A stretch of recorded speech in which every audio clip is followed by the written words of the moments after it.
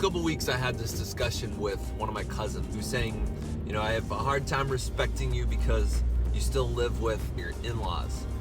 And I was kind of making the point that for a lot of millennials out there, we don't have the same situation that the generations before us had. We're coming out of college with a lot of debt, and we're not making the amount of money that we can just pay off the debt really easily and be able to afford to buy something. So a lot of people have to rent. So when we go to rent, it feels like for the most part, we're just putting money down the drain and we're not able to save that much. So we've taken this past year, for the most part, we moved in last July with Alyssa's parents, and we've saved up about $2,000 a month. We've put away, we just met our goal this month of $30,000. We want to buy a multifamily home so that we can, rather than having just a liability and a place to live, we would like to have an asset, meaning something that puts money in our pocket rather than taking out of the pocket.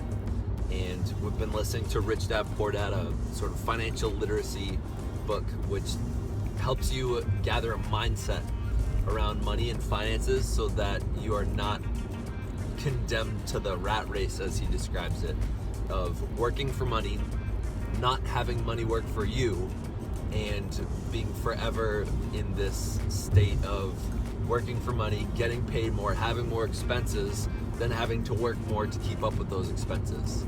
So we're trying to save up money so that we can now have a piece of property that eventually will put money straight into our pockets, rather than us paying a mortgage for 30 years and it's draining us just as a living space.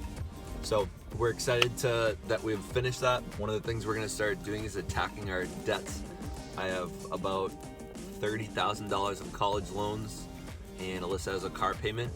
And we're gonna, now that we've met our mark for housing, we're now going to be putting a bit more money into our debts. So super excited about it. Want to share that with you for all you college students out there, people about to finish college. This is what life looks like sometimes, is you gotta make some lifestyle sacrifices so you can get yourself situated financially, and so you can not have to work for money all your life, but have money work for you. In the comments below, please let me know, what sacrifices are y'all making out there?